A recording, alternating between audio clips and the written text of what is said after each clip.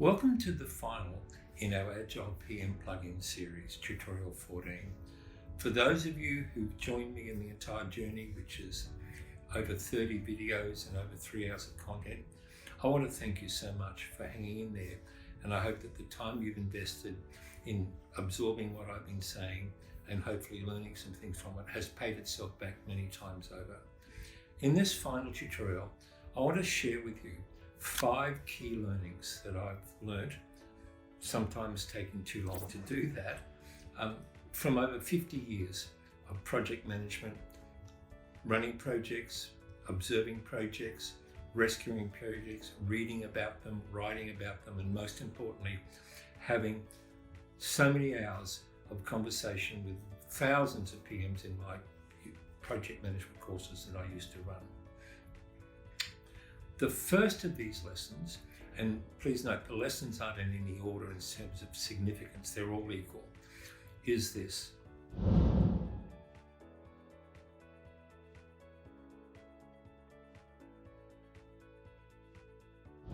Most projects that fail before they start. Time and time again, I've looked at projects that are in trouble and doing a review, track back to where some of the causes of these troubles were. And almost always, it's at the beginning where stakeholders weren't engaged properly, business cases weren't done properly, sponsors weren't brought in properly, assumptions which were made that were never documented. In other words, from day one, the project had no chance of succeeding because the planning process and the level of engagement required, which we've talked about throughout the series with stakeholders and sponsors and so on, was never done properly. In other words, the project just veered off course from day one. Similarly, when we used to run a lot of workshops, we used to do these little mini project management exercises where we'd give different groups of people the same exercise. And what we observed time and time again was that the groups that spent some time planning and experimenting and talking with each other always outperformed the teams that suddenly got into the problem and started executing it, which leads to another sort of observation, which is this: planning is work. Planning is good work. Working is not planning. Time and time again, I've sat with sponsors and said, can you give me a day or 2 days to help plan $1 million or $10 million projects? And it is mind-blowing how many sponsors and PMs see that 1 or 2 days basically as something they can't afford. This mindset needs to be changed. Other industries spend up to 10-20% of the time in the planning and management of projects.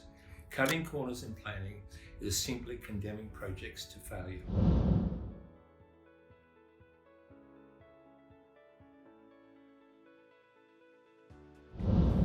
Learning to, if you can't stop a project, it is failing.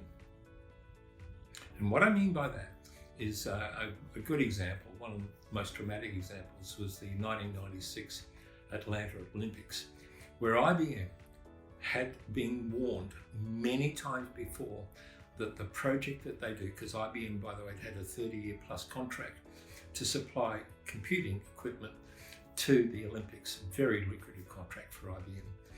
But in the Atlanta one, there were warning signs up the front that they hadn't got their act together.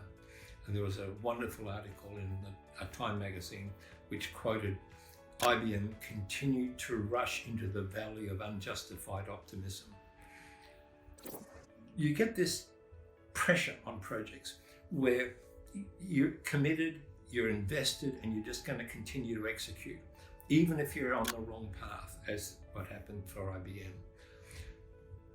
Stopping a project for a day or 2 days to reset, to use perhaps some of our Agile PM plugin tools to see if you're on the right track is always going to pay back. I don't mean, take the team out and celebrate. I mean, team, let's get back together again and revisit our business case, revisit all our assumptions and see are we on the right track. Stopping a project to re-verify the plan is a critical project management process. And time again, I've seen organizations get into this mind rush of trying to finish the project and seeing planning again as simply a waste of time.